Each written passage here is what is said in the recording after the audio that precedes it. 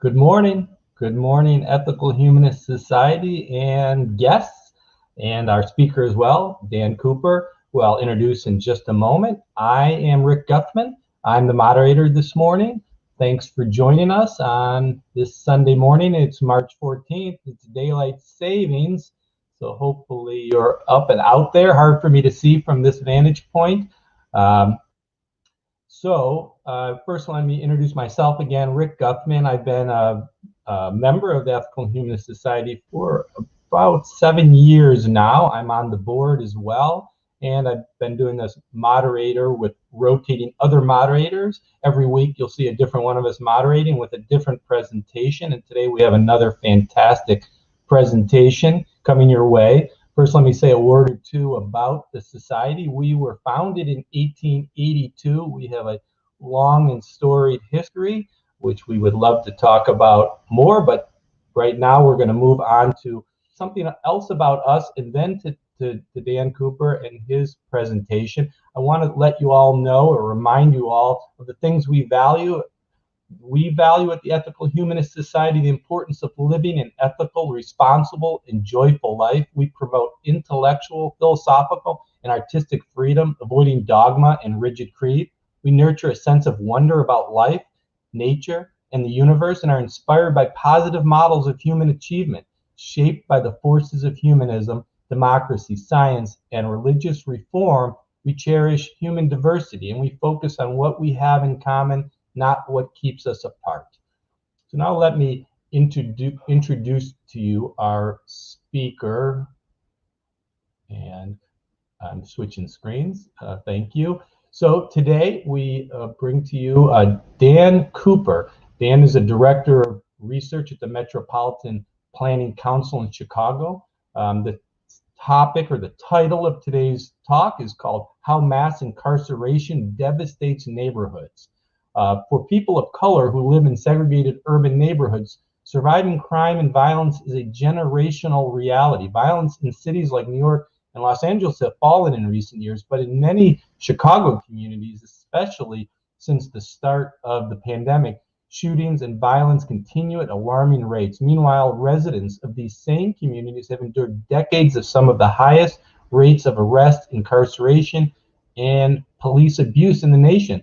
The calls for defunding the police are a direct result of years of punitive approaches that have left residents worse off. Dan Cooper, as I mentioned, Director of Research for the Metropolitan Planning Council and co-author of the 2018 book, The War on Neighborhoods, Policing, Prison, and Punishment in a Divided City. His book explores policing and the punishment of disadvantage in Chicago and a new vision of repairing urban neighborhoods. Dan advocates for a revolutionary reformation of our public safety model that focuses on shoring up neighborhood institutions and addressing the effects of trauma and poverty. He and his book's co-author, Ryan Lugalia-Hollon, hopefully pronounced correctly, call for a profound transformation of how we think about investing in urban communities, away from the perverse misinvestment of policing and incarceration and toward a model that invests in human and community development. And from there, I would like to pass the platform over to Dan. Welcome, Dan, and thank you. Thank you. Good morning. I'm happy to be here on my favorite day of the year, where we lose an hour of sleep. So we're all extra grumpy. Kidding. No, I'm happy to be here for a number of reasons. I think I love talking about this topic because I think it's a really important one, and the justice system intersects with so many social issues that we all care about. So first, a little bit about me. I wrote this book alongside my colleague, Ryan Lugalia-Hollon. Came out 3 years ago now, 2018. And you might ask, why do I need to listen to two men talking about mass incarceration? And I think that's a fair question. And the answer is, the two of us wrote this book specifically as witnesses, as white men, as allies to a movement, trying to speak directly to people like us who may come from neighborhoods that aren't touched by policing and the justice system, and just don't understand how people in many urban neighborhoods live a completely different reality from them. So this book was the result of years of ethnographic research we did in the West Side Chicago community of Austin to really understand the comprehensive impacts that the justice system has on the lives of many people and stakeholders. And so at my job, my day job at the Metropolitan Planning Council, we try to use data and research to move policy, to change hearts and minds, to change narratives about some of our thorniest issues. So in our mind, good research tells an impactful story and ultimately influences legislators to do something differently. And the topic of mass incarceration is one where I see us being stuck. We're stuck in an addiction to punishment, to punitive law enforcement measures to solve public safety issues, when we should be relying on much different means to produce public safety. And that's what I'm going to talk about. Talk a little bit about the book. It's hard to do justice to the book because we thought it was important to take people's stories and bring them to bear. And so the book is really about different stakeholders and their stories as they navigate a system that's plagued by over-incarceration and over-policing. But I'll talk a little bit about it at a high level, and then why I think we're in a very, very important inflection point in public policy as we're considering many different ways to shift our resources away from the justice system and into other things. So without further ado, I will launch into the PowerPoint. And we'll be talking to you all for 4 hours. Just kidding, that won't happen. I'll keep it brief and look forward to the conversation.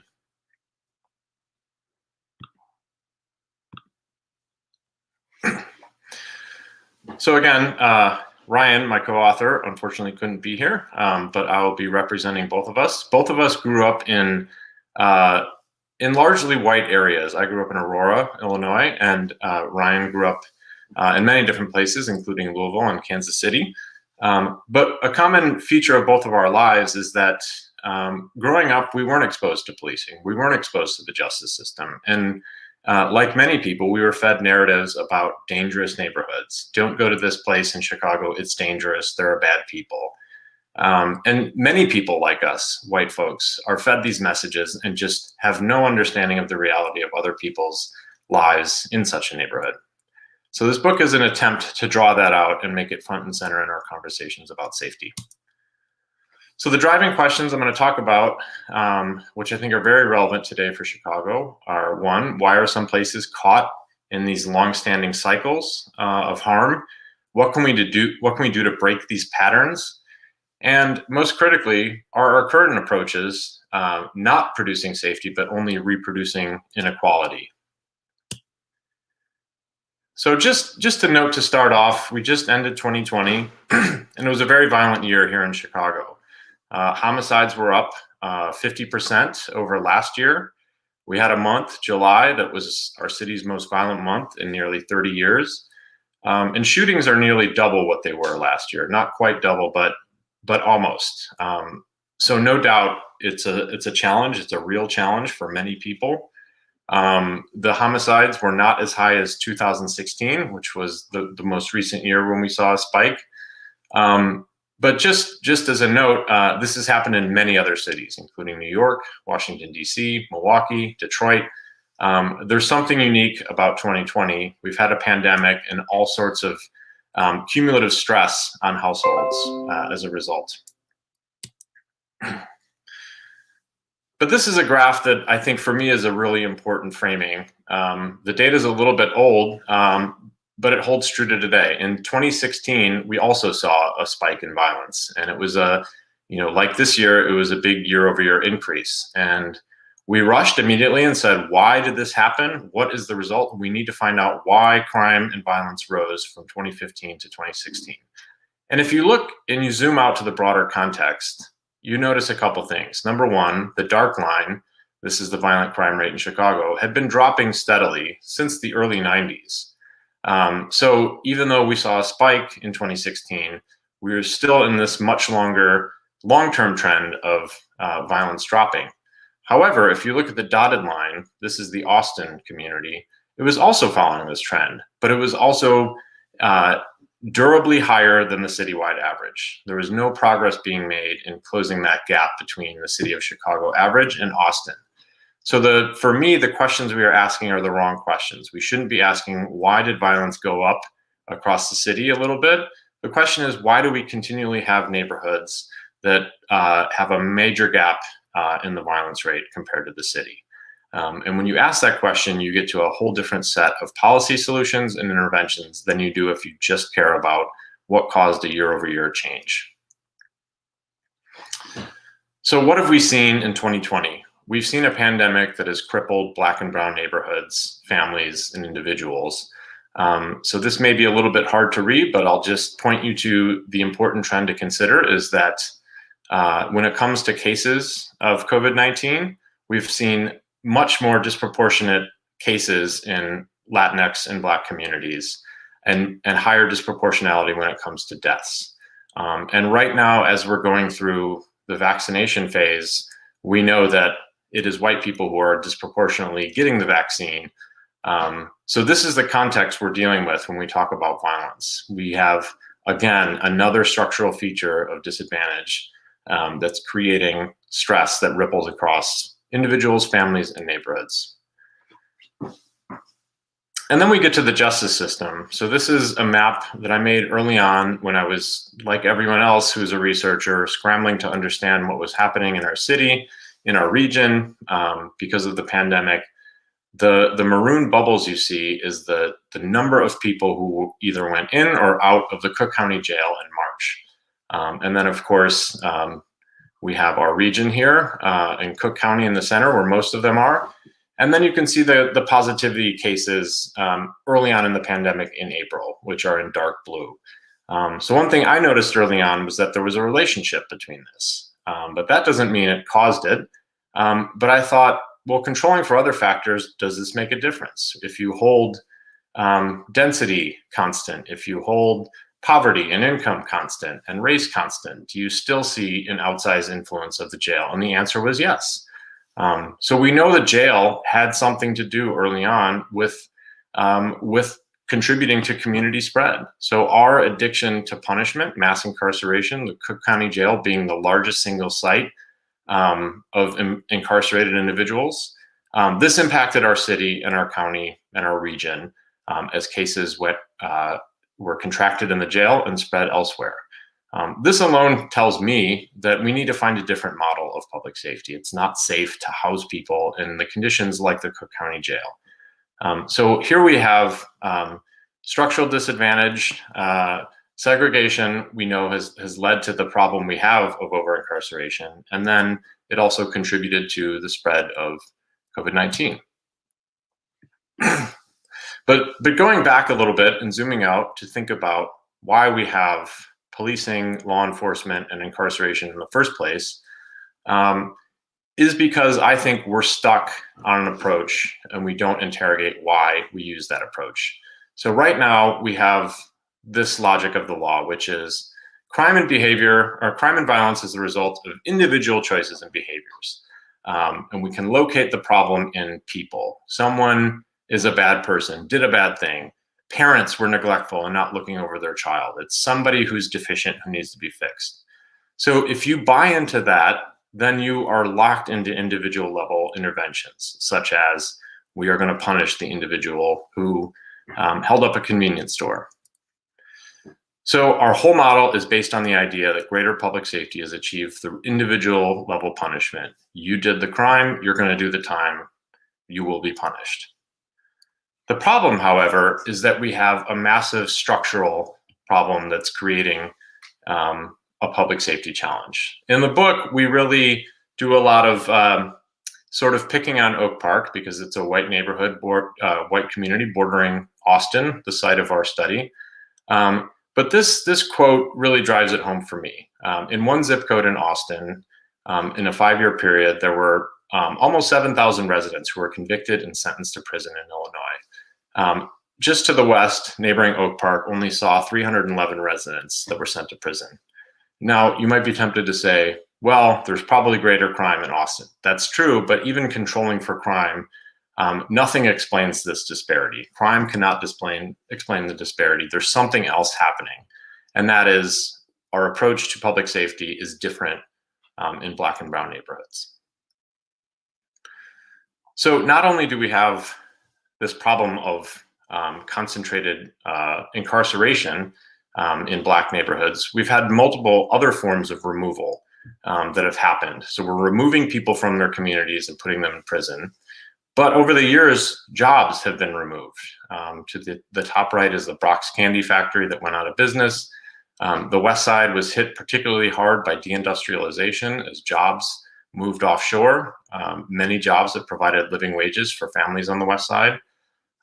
So that happened in the late 70s, early 80s. And then we had the Great Recession, where we saw massive foreclosures that disproportionately impacted Black neighborhoods. So we had the removal of families through that, the removal of stable home ownership. And then, of course, we have policing. We have high police presence, high arrest rates, high incarceration rates in places like Austin. These can all be thought of as ways of extracting people, extracting resources out of the community rather than investing in it. We call this concentrated misinvestment. Ryan and I and some others created a website called Chicago's $1 Million Blocks to illustrate this point further for folks. Drawing on the $1 Million Blocks project started in New York by Laura Kurgan and Eric Cadora, we got a hold of Chicago data and made a map to indicate just how much we're investing in forced removal or incarceration. So if you look at the sentences of just one 5-year period, and you assume that people will serve half of those sentences, the average cost of locking up people from a community like Austin, just over a 5-year period, is $550 million. That means over the life of these sentences, we are committing taxpayer dollars to the tune of almost or over $500 million to extract people from one community, send them downstate to house them in a place like Pontiac or another downstate community. That's a huge amount of investment. In an era where we talk about government spending being too high and we need to tighten belts, this is a prime example to our mind of concentrated government misinvestment. Now, I'm trained as a community psychologist, and a community psychologist does everything we can to understand a problem from an ecological lens. Meaning, if there's a problem, you don't just look at the individual transactions. You look at the broader environment within which those interactions are embedded. And you think about all the different systems that are influencing that problem. So when we look at the research on incarceration, what we find is actually a self-reinforcing cycle that's created a problem that continues to spiral out of control for neighborhoods, for families, over generations. So I'll walk you through this model and explain why I think this is the best way to sum up what incarceration has done for communities and people and why we're stuck. So what happens when you remove someone from the home? So someone is incarcerated for an offense. So you remove a parent out of the home. What the research suggests or tells us is that immediately we know that youth struggle in school. We found example after example of young people who were stellar students in junior high, for example, and once their parent was removed and incarcerated, grades dropped immediately.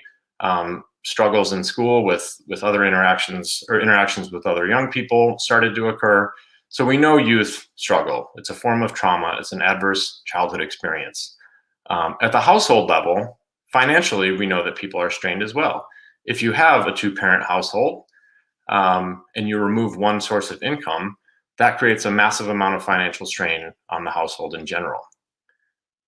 So once you have that concentrated in a geography, like a community like Austin on Chicago's West Side, what happens? You have an outsized number of unstable households, blocks, neighborhoods, where a large percentage of people are struggling financially. And this is unique to a neighborhood because a place like Lincoln Park or Oak Park does not have a large number of households who are struggling with an incarcerated parent or income earner. So once you have this at the neighborhood level, you're sort of stuck. So over time, over generations, what we see is increased rates of trauma and youth violence. Those young people who are hurt and dealing with the loss of a parent grow up. They have struggles. They may get involved with the justice system or deal with policing. At the household level, you have lost wealth accumulation over time. A parent who's incarcerated for 10 years is losing out on a lot of income potential that could go to the household, that can go to wealth over generations. So across generations, as this is stuck in place, we get a large degree of unstable households and neighborhoods. We have more people moving, more people who experience an eviction, a foreclosure, or just have to move to find a cheaper place to live. So there's less opportunity for people to get to know each other, become rooted in a neighborhood, to bond with their neighbors, to intervene and help out with other neighbors, because you just have a lot of mobility.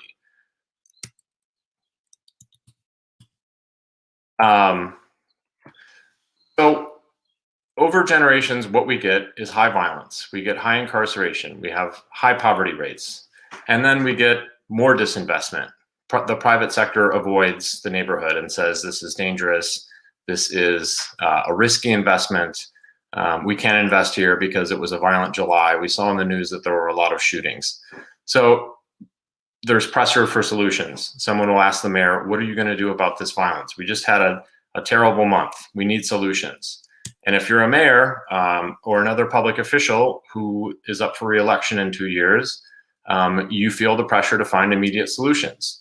Not a long-term solution, but something that can affect change immediately. And that is often law enforcement.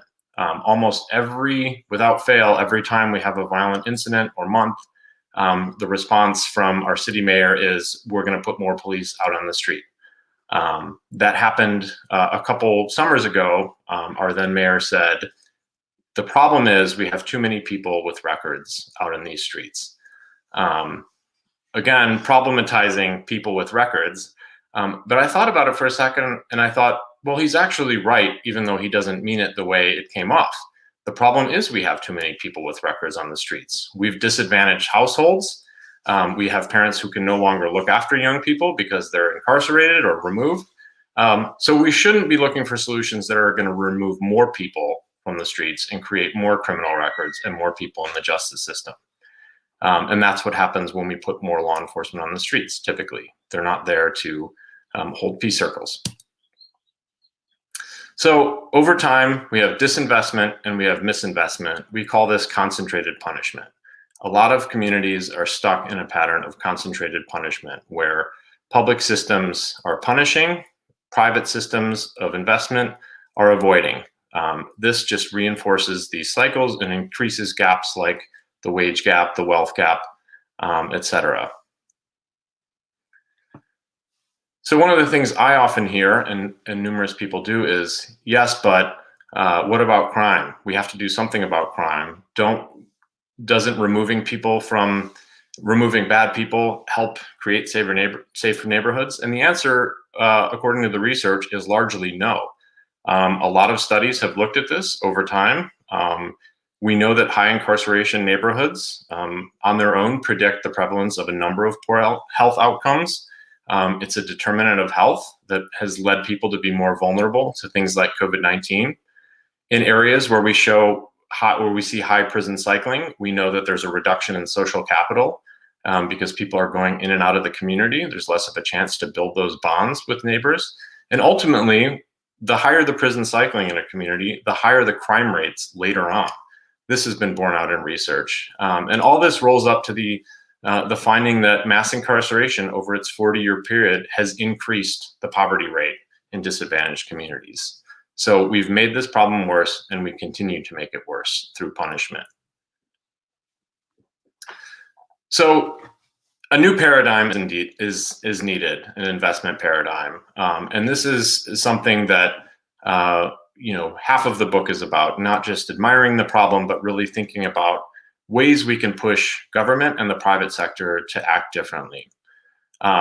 We know we have many structural problems that are impacting neighborhoods of color like Austin. The foreclosure crisis, was one of them in the Great Recession, and we're on the verge of an eviction crisis again in 2021. The good news, though, is that there are numerous resources and assets in communities that we're just not fully leveraging and tapping into. This is a picture of a man who does health programming on the West Side, has a great rapport with young people, and yet we have very little funding for programs like this that work effectively with young people. This map here illustrates some of the latent infrastructure we have across the city. The map here shows violence rates in dark black. You can see those are communities with high violence rates. And the dots are individuals who have been trained as peace circle keepers just by one organization. And this was a few years ago. So there are only more dots on the map today. So there are numerous people. These are community leaders. These are concerned citizens who have gotten trained in how to do restorative justice practices to intervene if young people get into a fight on the corner. So we have this massive informal network of people we could be drawing on, but we typically don't. We call the police, and that leads to more people being arrested, incarcerated, and removed from a home. So there are a number of different needs in a neighborhood like Austin. I want to be very clear that there are many challenges. This is a photo of a Fight for 15 march, but we know there are many tensions between police and community. And in this era, we're questioning what is the appropriate role of police in communities. And some people might not understand why there are many people calling for defunding the police entirely. And I think it's because many people who have lived under the thumb of the justice system inherently know that the justice system, policing, has ultimately made things worse for everybody. When you look at individual cases, somebody being removed for doing a crime, it doesn't tell the whole story of what it's done to the community at large. Again, we have great infrastructure, though, to solve problems that's very cost effective. This is a group of young men who started a program called the Peace Corner.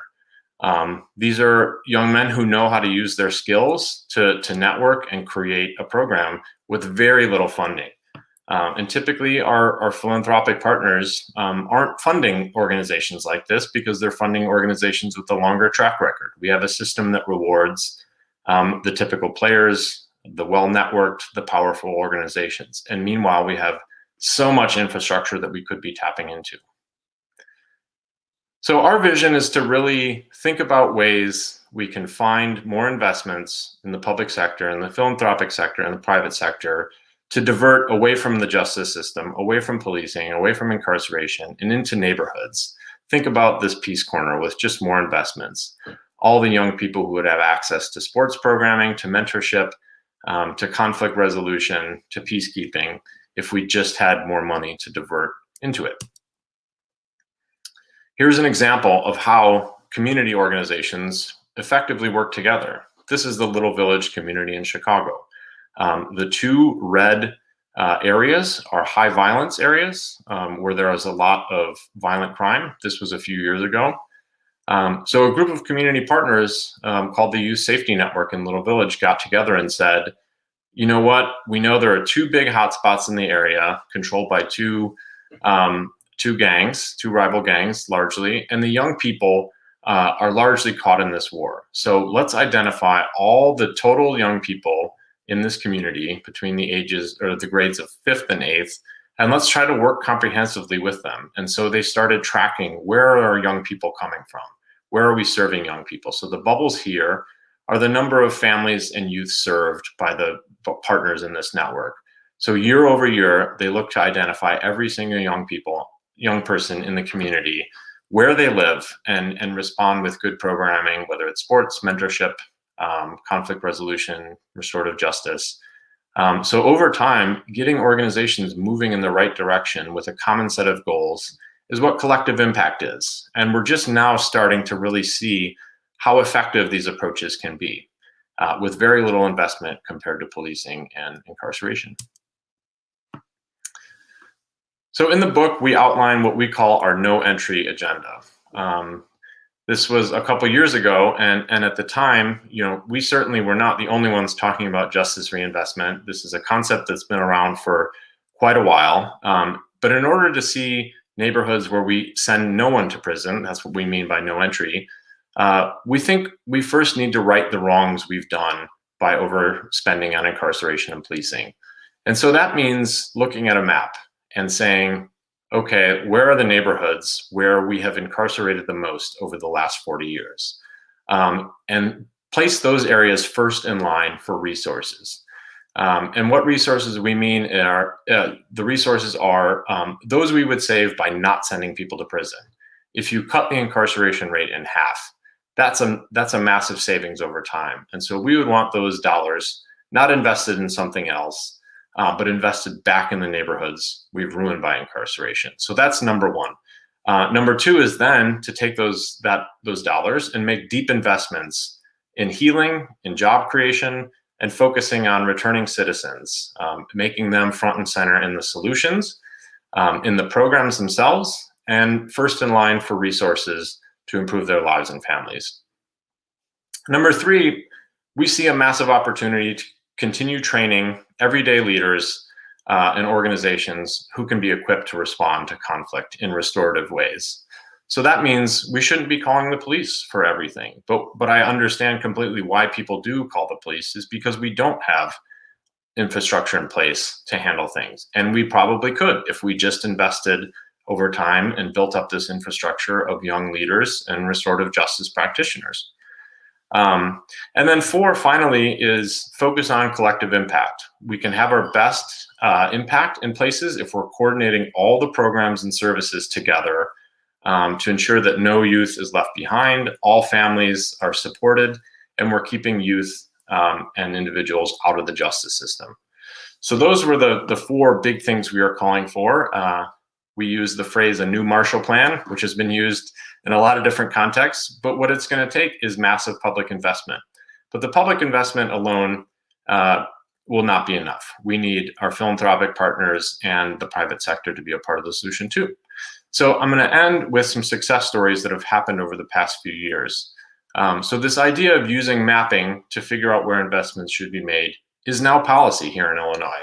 This is something I'm very proud of, our state being first in the nation to devote 25% of the marijuana revenue that comes in as a state and reinvest it in areas where there's a high number of prison reentrants, where there's been a high historical incarceration rate, and where there's been chronic youth poverty, childhood poverty. So this legislation is doing exactly what we proposed in the book. Here's an example of some of the maps as a part of this R3 legislation. So in the first year, state of Illinois generated $31 million, which is now being granted out to organizations who are doing violence prevention work, who are doing economic development work, legal services for folks, and youth mentoring, among a few others. So this is a really, really innovative program that I think has a lot of potential to divert resources where they're most needed to repair the damage of incarceration. Another success story is a collective impact effort happening in Austin called Austin Coming Together. This is an organization that's been pulling all the nonprofits, all the community development organizations together to say, hey, let's not compete against each other for funding. Let's figure out how we can complement each other and coordinate all our work to make sure we're focusing on youth development, on health and wellness, on community services, on affordable housing and economic development. So it's a way to pull everyone together. And Austin Coming Together has been around over 10 years now and has really built momentum and is really attracting investment, attention, and have been great at coordinating things in Austin. It's a very long process, but I'm very proud of the work that's happened there and think it's a great model. I'll end on what we've seen from our philanthropic partners during COVID. The maps here illustrate a group of funders led by Angelique Power at the Field Foundation who came together early on in the pandemic and said, we can't keep doing the same thing we always do. Can we all commit to making sure the bulk of our dollars are going to areas that are hardest hit, meaning our Black and brown communities? So they came together and said, what data do we collect on where our grants and investments go? And how can we make sure to work together? So they created They shared data with all of us to map out for them of where their investments were going. And so the map on the left illustrates where dollars have gone in the year prior to the pandemic. So we see that on a dollar per resident basis, most of the funds were going to downtown Chicago or neighborhoods along the lakefront, and sort of missing these areas that are outlined in red that we said are kind of the steady area where we think funds should be going to. Neighborhoods and communities that are largely non-white and high poverty. So the map on the right shows the shift after COVID, after the commitment to really trying to do more to get funds out into communities and not to downtown organizations that are service providers that might go out into those communities. And so we're seeing an encouraging shift of foundations doing something differently because they know the challenge is so great. Similarly, Cook County, in its distribution of the CARES Act funds, normally would distribute that money on a per capita basis. Where there are more people, there will be more money. But instead this year, they came up with a formula that looked at things like poverty, that looked at things like educational attainment, and other features of disadvantage to make sure that funds were actually going where they were needed most. And I think it's a great example of how our policies can move from equality focus to equity focus. That certainly isn't solving the problem, and there's much more work to be done, but it's a good start. And I'll end on this slide, which is an analysis from our colleagues at the Urban Institute in Washington, D.C. about the disparities in investment. And this is why a new investment paradigm is so critical. At the top, you see private sector investment. At the bottom, you see mission-driven, philanthropic, or public investment. As a total, the grants foundations give or a city gives pales in comparison to how much investment is out there in the private sector. And so you look at the gap on the first column between low poverty neighborhoods. So much money, so much private sector money is going to low poverty neighborhoods, to white neighborhoods, and is missing Black and Latinx neighborhoods. So we still have a huge gap to fill, and we need much more investment. We need everybody centering disadvantage in different ways and moving away from investment in punitive justice systems. So I will end there and open it up for conversation.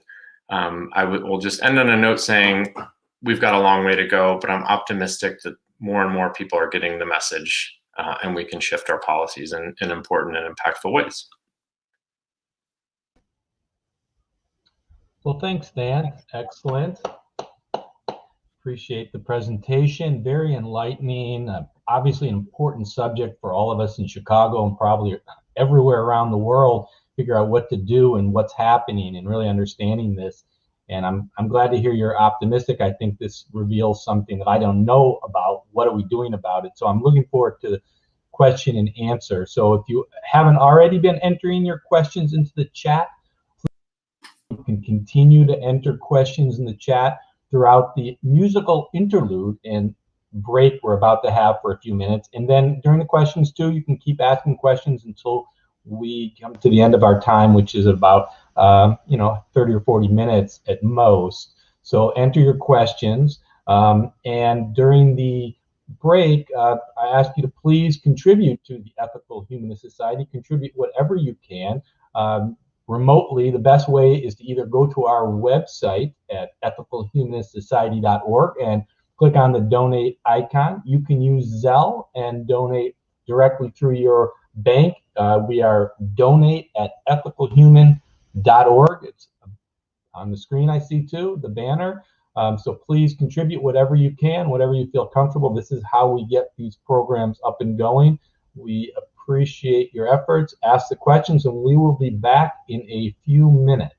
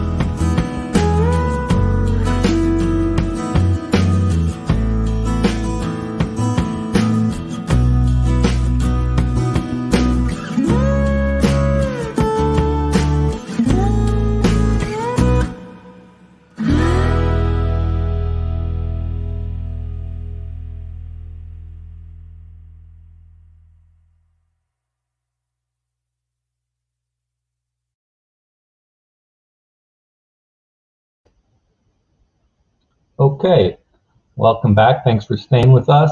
So I've got a couple of questions lined up, but feel free to keep entering questions. We'll keep fielding them as long as we can. I also take a moment to remind everyone that we have a weekly series and we cover all kinds of topics, current events, philosophy, art, science. This week is about social justice. And so our first question is to Dan. Are you, Dan, optimistic that Black Lives Matter's protests have shined or shown a spotlight on this issue and will change our policy priorities? Yeah, thank you for the questions, Glenda. I am optimistic, very optimistic, even though I think, it's not going to be a straight incline to the goal. It's going to be a bumpy route. I think, just think back a couple of years ago when, to use a popular example, Colin Kaepernick was taking a knee to protest police violence, and how upset everyone was, and how he was essentially, banned from playing professional sports. And just in a couple of years, how different the environment is, how many people are embracing this idea, and essentially admitting, yes, we know that police violence, mass incarceration, and over policing is a huge problem. So I think we've come so far in that so many people acknowledge it, realize it. But when it comes to the policies to make a difference, I think we have a long way to go. I don't think we're going to defund, policing and incarceration overnight. I think it's going to be a long fight. There's a lot of pushback, obviously, from people, just like there is on climate change. The minute there's a big snowstorm, people say, "See, there's no climate change." Similarly, people are saying the same thing about violence. Like, "See, we need police because there's violence." And my response is, we need to be in it for the long haul. We need to keep our eyes on the prize of finding ways to divert resources into informal infrastructure rather than policing. And I think we will get there eventually, but it's going to be a fight. It's going to be a constant polemic in our society. Do you want me to read the questions out? So I'll read them out. So I don't think everyone sees them. They may be looking at their chat and they can see ahead too, but I'm going to go ahead and read the questions. We'll stick with that. Try to keep them clear. Next question is really about collaborators that you have and who you see. So is there any other person or organization doing the analysis you're doing, working on this subject? Yeah, there are a lot of folks. That's why this space is so great. There are so many organizers who have been on the forefront in talking about this issue, and envisioning new paradigms of public safety. We're just one small part of it. To name a few, this collaborative of researchers with foundations. There are a number of different folks at universities who are doing similar analyses, all at any university. And then within communities and within the activist community, I think a lot of people are making this case and this analysis. The Chicagoland Chicagoland United for Equity recently did an analysis of the city of Chicago's budget, and they came up with a people's budget and what that should look like in terms of prioritizing resources. So yes, what's so encouraging about this is there are so many great allies in this space who are doing good work, and we need to all be working together to amplify each other's voices. Legalization of marijuana and/or opioid crisis change the dynamics of the war on neighborhoods? Yeah, it's a great question, and I would love to give you some definitive answer, but I think the truth is it's too early to tell. I think we've also had a pandemic in the entire year since marijuana was legal, so I think that's such a unique feature, and I think is responsible for a lot of the spike in violence we've seen in Chicago and other cities.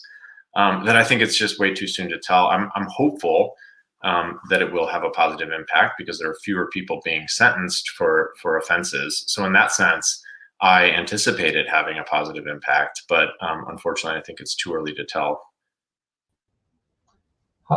Next question: how can messaging improve these issues, in reference to these issues, like explaining resources to call instead of police in particular situations, getting past defund the police or defund police being interpreted as giving up on public safety. So I think you get the gist, but this slogan has not been a particularly effective, and that's my interpretation, not in the question, slogan to get people elected who would probably be doing this sort of work. So how can the messaging improve for what we need to do?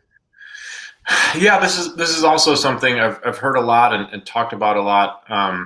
My answer is going to be a complicated one, in that I think the answer is not, to question the messaging of folks, but to really listen to folks. So the people who have been leading and saying defund the police, some of them say, yes, I mean literally put that line item to zero, and here's why. And I want to do it. We want to do it over a number of years, but we want to get there.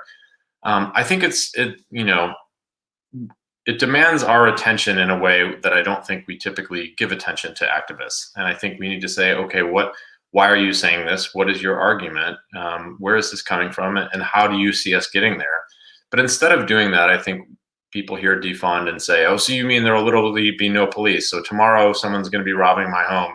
And we get stuck in that sort of repetition. And so I think, we need to be listening more to Black Lives Matter. There are folks, my friend and colleague, Miriam Kaba, wrote an op-ed in the New York Times that said, yes, we do literally mean defund the police. But I think everybody would say that we're not going to get there overnight. It has to be, if that is our goal, then we'll get there. But if we make the goal police reform or something smaller, then we'll never go big. So I think defunding is the right messaging, and I think the problem is not listening to folks and not giving them the proper chance to make a case and to think about ways we can build better infrastructure.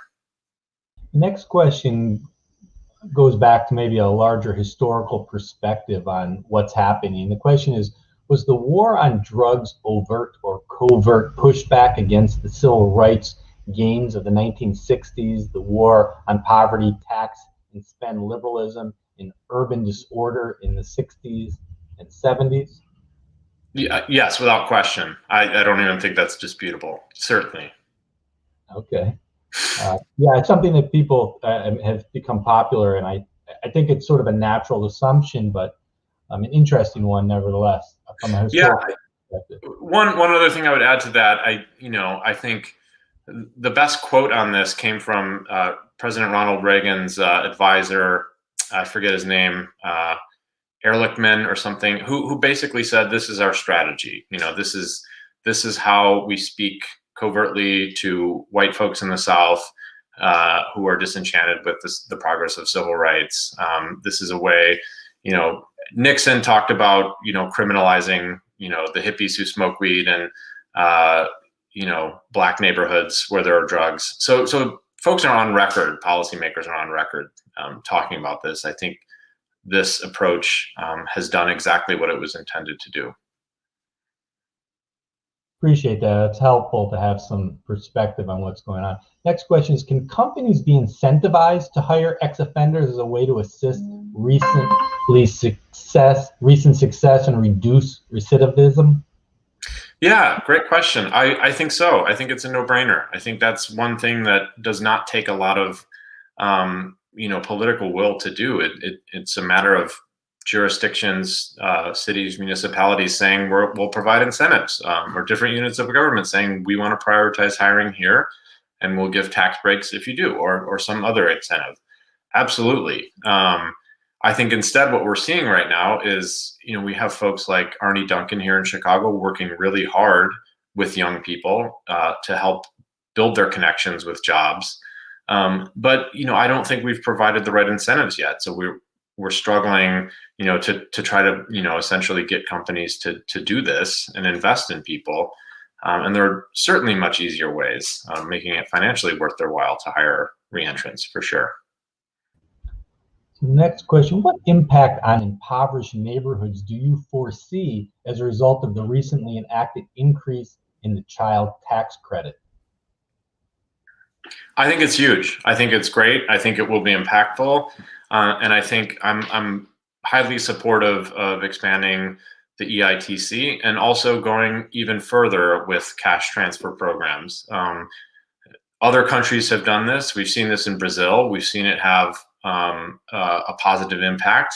I think we get stuck in this country in arguments about who and who isn't the deserving poor. And so I think we have one side of the argument that will say, we're just incentivizing someone to not work. And the research does not bear that out. We know that people want to work, and we know that cash transfer programs can be really effective. And so right now, there are a couple of pilot programs of cash transfers.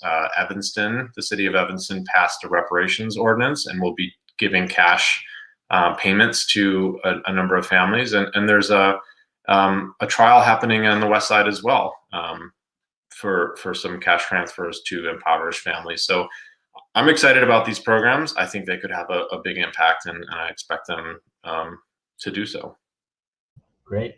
More stuff. We will be keeping our eye on those cash transfer programs.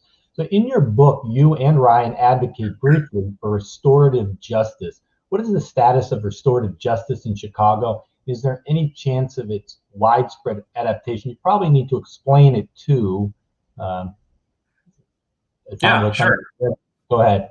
Yeah. I mean, restorative justice is both a philosophy and a set of practices. And the philosophy side of it is the idea that if someone has caused harm, they've caused harm to individuals first and not the state. Typically we see, if I rob a convenience store, let's stick with that example, that's an offense against the state, not the convenience store owner. So I'll be sentenced without the say of the person who was harmed. So restorative justice as a practice seeks to repair that harm in a process that the victim is amenable to. So in other words, we could sit down in a peace circle that's facilitated where I, as the offender, would have to listen to the harm that my action caused, and we would democratically come up with a way of figuring out how to repair it. And for a lot of cases, that's more satisfying to victims who say, I just want you to understand the harm and do something to repair it. I don't want to see you be sentenced to prison for assault, for et cetera. And I think there's a lot of success there. And in Chicago, we have been expanding the use of it. We had the nation's first restorative justice court set up on the Southwest Side a few years ago in 2017, 2018. I can't remember. Bad memory. But in that court, it's for youth. Instead of being sentenced into the youth justice system, for some offenses, the judge is diverting these cases to community-based organizations to work with the young people to come up with ways to repair the harm of whatever they did. And so I think it's a great approach to doing everything we can to keep people out of the system and hold them accountable in different ways. So, its use is expanding and becoming more mainstream and institutionalized. And Chicago is at the forefront of it, but certainly it's still just a small part of how cases are adjudicated, and only for young people so far. Interesting stuff. Well, kind of a broader question, maybe backing up on your process for your book, is the war on neighborhoods an original concept you and your co-author came up with? Yeah, it is. I mean, it's, as we were thinking about what's happening, we thought it was the best way to frame it because, everybody knows about the war on drugs. But nobody really thinks very clearly about geography and just how much geography affects people's lives, right? We know, I'm sure people know the statistic in Chicago, there's a massive gap in life expectancy between the highest community and the lowest, something like 30 years between life expectancy in Lincoln Park and a place like Englewood on the south side. And so we know it's public policies and structures that are ultimately impacting places and then people's lives. And so we really wanted to shift the focus to how we think about neighborhoods and investing in them. We often hear Chicago is the city of neighborhoods. And if you look at how we invest resources and how our public policies affect those neighborhoods, it does amount to, a war on some places.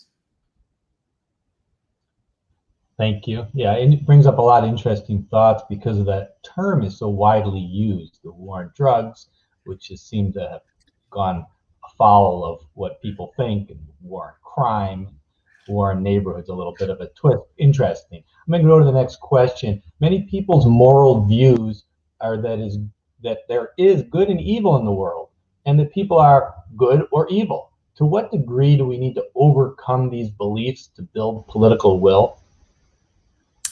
Yeah, it's a really interesting question, and I think for me, the answer is to really say, well, whether you believe in good and evil, it's irrelevant. We shouldn't have our public systems operate that way. We should have our public systems operating using the best evidence of what's effective. Whether or not you think people are evil or not, I think it's a debate you easily sidestep, because policymaking is not made on the base of moral application of some moral framework. It's really on effectiveness, right? For so many different policies, we look at, okay, are tax cuts effective? Are tax increases or incentives to business, are these things effective? At best, government is supposed to look at the evidence of what works and what doesn't. And what is just makes me crazy and many other people crazy is that when you look at the incarceration system, the justice system at large, we know it's completely ineffective. The recidivism rate in Illinois for someone sentenced to prison is over 50%. That's a massive failure rate. So we know that sending people to prison is not necessarily going to work, and it's in fact making the problem worse. So if you shift to that framework, you can agree or disagree that people are good or bad. The problem is figuring out a solution that works for all of us and makes people feel safe. So that's sort of my pivot to that question. Thank you. Back to the police funding. Speaking of policing, defend the police conversation. What model of policing does the city of Chicago primarily subscribe to? The questioner says, I know that at one time we led the way in community-oriented policing. Is that still the case? Yeah, that's a long and complicated question. It's a really good one. I think, the simplest answer I can come up with is we've had one form of community policing or another, branded in very different ways over the years. And there's always some aspect of community policing. There are many police who build relationships with stakeholders in communities and do their best to build trust. But by and large, it doesn't matter if only one portion of your activities are building relationships and the bigger portion of your activities is the stick rather than the carrot, and being punitive. It's not going to work. Those efforts are working at cross purpose. And I think, the entire model of policing is one of force. It's born out of the idea that you establish control and dominance during any situation. That means drawing a gun, drawing a taser, in situations where I would argue drawing a gun or taser is actually escalating things. So there are still some community policing efforts, but I think they're blunted by a model that over relies on force, dominance, control, which also often escalates incidents and also harms relationships with community. Yeah, we have a lot of work to do. So next question, why do you choose to focus on Austin in particular in the book as opposed to any other similar Chicago neighborhood with similar dynamics? Yeah, good question. The simple answer is that both Ryan and I had a lot of roots and experiences in Austin. For me, my first job out of grad school was working at a community development corporation there called Bethel New Life. I was the research director there for a number of years. And for me, I came out of grad school really caring about housing and was interested in studying the impact of housing. And so Bethel New Life did a lot of affordable housing development work. But the more I started to work in Austin, the more my attention was diverted to the justice system. My background was in urban planning, and so I studied things like housing and economic development and didn't really think about policing and the justice system. And in just the 3 years I was there, I saw how many people came through the doors of our programs who had a record, who were struggling with a conviction to try to find a job. And so housing, I left thinking housing is important, but the justice system has its tentacles deep in everything in Austin. And similarly with Ryan, he worked on the west side of the North Lawndale Employment Network, and we had a lot of mutual friends and folks we knew who were working in Austin. So it was just sort of a natural site for us to study because we had some roots and connections there, and a lot of love for that community. Thank you. So can you tell us about how Governor Rauner's 2-year budget impasse hurt high incarceration neighborhoods? Yeah, it was, I don't think there's a definitive study, but I will say anecdotally, I think it was hugely harmful. During that impasse, we know the next year we saw, or after that impasse, we saw a huge spike in violence everywhere. I don't think there's any definitive proof that the budget impasse caused it necessarily, but we know that the areas that were most hit in terms of grants and funding were places like Austin, were places where funding was relied upon for youth mentorship, reentry services, et cetera. And those places had to lay off tons and tons of people, and that's the infrastructure and supports for young people, for adults. And I think it was huge. Can you prove that through research definitively? I don't think you can, but to my mind, it's a sort of a no-brainer that it was harmful for those places, for sure. Interesting. What book are you working on now? That's presumptuous. Are you working on a book, or what's next? I'm not currently working on a book. My hands have been full with a number of different efforts at my organization. Most of the policy work we do is very fast moving. So if we're working on a bill around affordable housing, we're thinking about how can we generate research that helps educate folks. So at the moment, I'm working on a lot of short-term research projects, but I think I will write something again eventually. And for me, what I'm really interested in is, how do we recover from our original sin here in Chicago of segregation, and what's next? What's the next frontier of repairing that harm over the long term? Because all the things we talk about, whether it's incarceration, whether it's the pandemic, all roads lead back to segregation. Started so many years ago, and I think there are a lot of different pathways to righting those wrongs, and putting those pieces together to think about what's a comprehensive approach to that. So I think that's what's got most of my long-term attention. But at the moment, there is no writing being done. You mentioned your organization, Metropolitan Planning Council, and I had even asked you before we started. I don't know anything about it. Maybe I could take the opportunity. How many people are involved? Are you I know it's a think tank, but sounds like you're lobbying as well? Are you directly lobbying, or what is the MPC?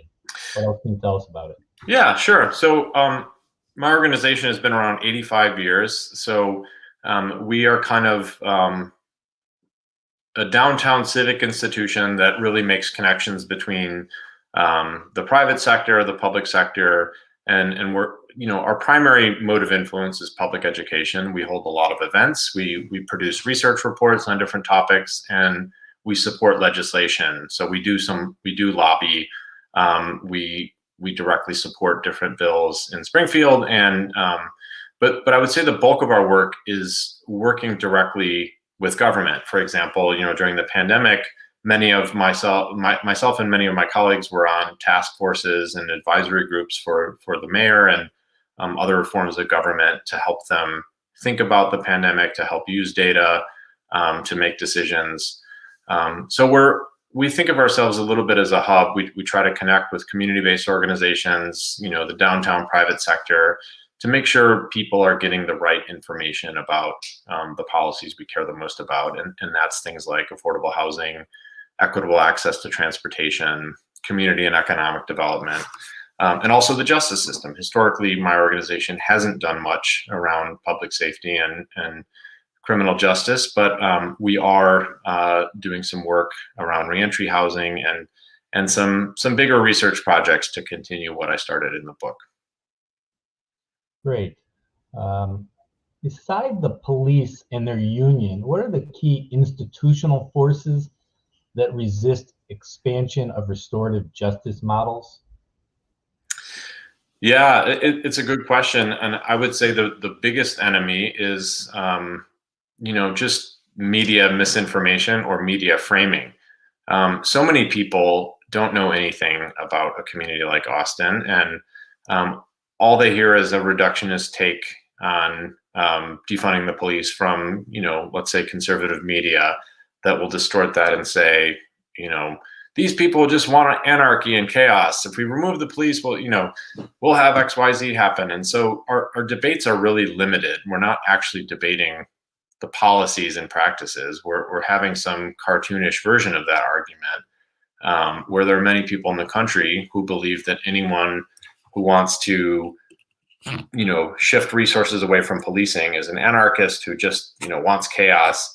I think that sort of stuff is not helpful, and that's the most difficult part of this. Is there's an unwillingness of the media and the general public to go deep into the weeds and say, okay, what do we mean? Like, what policies would work, and how could we test those policies? Nobody has the time for that. There's just a lot of bickering about, these people are this, or what they want is wrong. So I'd say that's the biggest impact, and a lot of that is certainly driven by the police union. I think it's a massive problem. They've, to be frank, the police union has resisted any form of reform for decades and decades and decades. So, I was in a conversation with someone the other day who said, "Don't you think they should be using the language police reform instead of defunding the police, because that's more palatable?" And I think the answer of many activists is absolutely not, because we've been using police reform for decades, and we know what that means. It means nothing, and police will resist that anyway. So as our pattern has been in this Q&A, I'm going to step back for the bigger picture. Do you have any takeaways from the January 6th riots?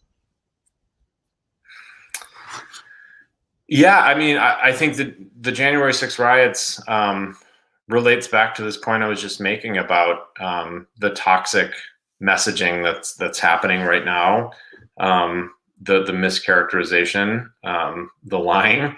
It's really disappointing, and I think it's the poison in our body politic and in our culture right now, that many of those people on January 6th believed that the election was stolen and there was massive fraud, which of course we know is not true. And it's so disappointing that this is allowed to go on unabated, that we have such dishonesty among politicians, among the media, and it's very difficult to call it out.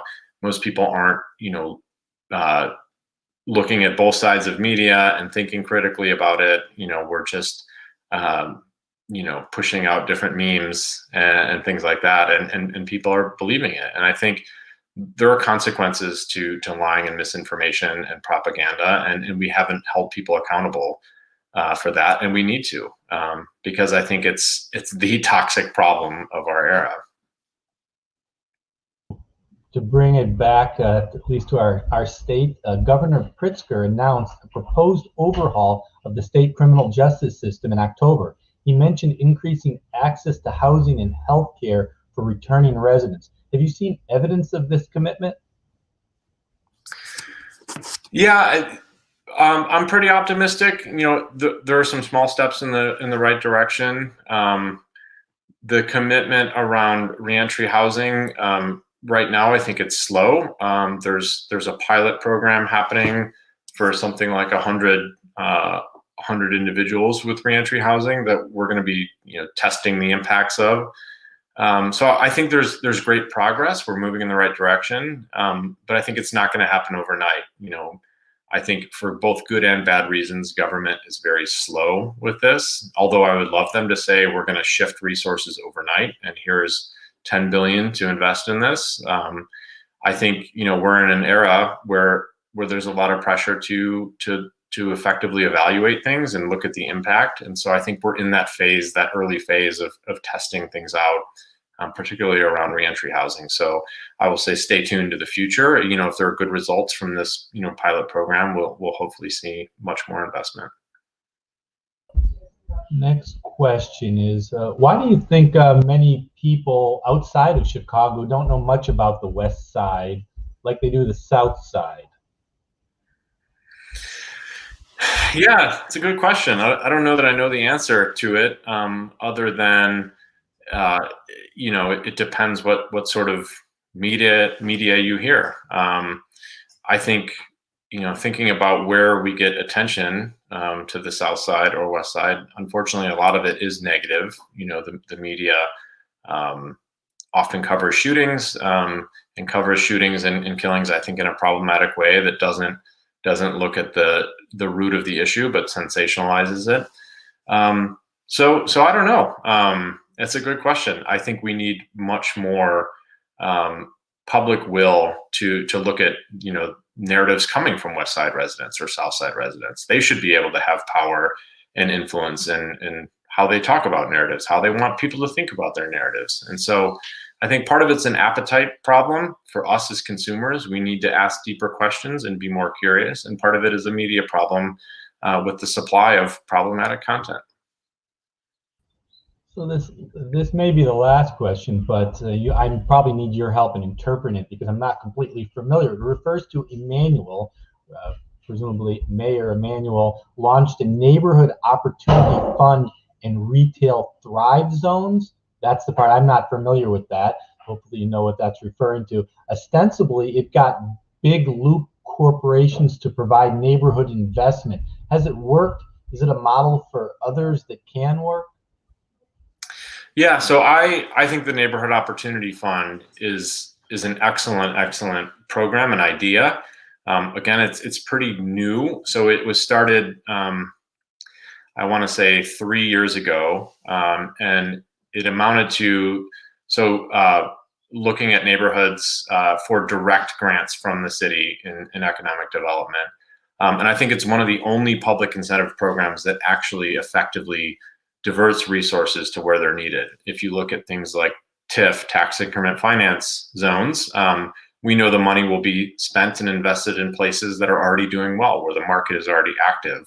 The Neighborhood Opportunity Fund involved the city's office and a woman named Artie Kotak, who did a great job of looking at neighborhoods and saying, let's use data to figure out where we should be granting small businesses. And I think also what that program does is, unlike a bank who might be very strict and say, okay, here's a loan, here are the terms, you've got, if you're delinquent 30 days, we're going to foreclose.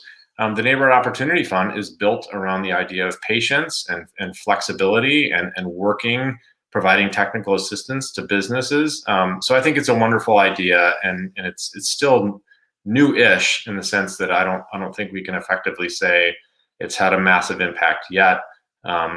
But my organization, myself, I believe in it, and I believe we need more investment in things like that.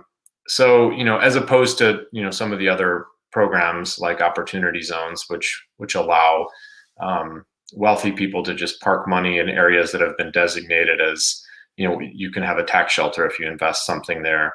A lot of cities have just made everything qualify for opportunity zones. Again, I think the city of Chicago did a good job of drawing those boundaries and saying, if you're going to get this tax break, it's going to be in an area that is truly in need of support. But again, it's a new program so far. There have been a lot of mistakes. We're not collecting data. We're not really asking a lot of people who use this incentive to follow through. And so it's not being evaluated, which is a big source of frustration. But I think they have some opportunity, no pun intended. So yeah, I think these are great programs, potentially. Well, thanks, Dan. This has been very informative, clearly very timely, very important. We've got a lot of work left to do, so hopefully we've piqued some people's interest to stay on top of this issue and get involved in any way they can. I really appreciate, on behalf of the Ethical Humanist Society, you coming and presenting and enlightening us on this subject. It's been great. That is our program for today. I want to leave you with the message that there is a lot to be done. I know we're all been stuck at home, but it's time to get up, stretch your legs, find out what you can do, and contribute everything you can to our Ethical Humanist Society. Thank you and have a great Sunday afternoon.